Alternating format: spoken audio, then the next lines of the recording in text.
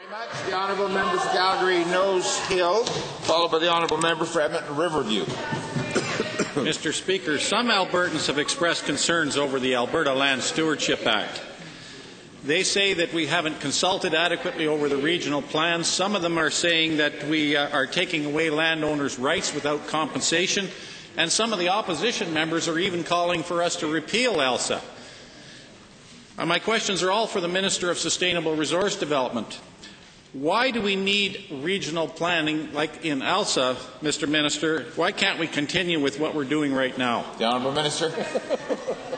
Well, thank you very much. And Mr. Speaker, the reason that we require planning, quite simply, is that there's 60,000 new Albertans come to this province every year, either born here or move here.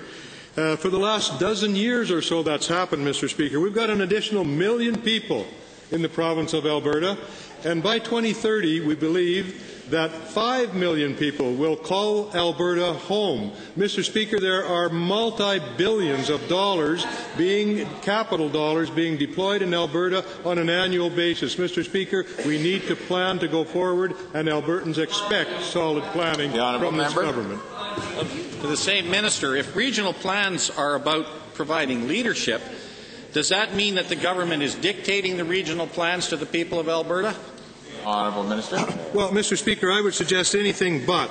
Albertans are clear on one thing on this issue, Mr. Speaker. They're very clear that they expect this government to move forward with regional plans that include a recognition of cumulative effect on air, water and land base of all activities in Alberta. Mr. Speaker, we've gone out and consulted with Albertans extensively on this issue. At the end of the day, very few, if any, Albertans would argue that we need proper planning going forward. Mr. Minister, if the Alberta Land Stewardship Act were rescinded, as some of the opposition politicians are calling for, what would the result be for planning in the province of Alberta?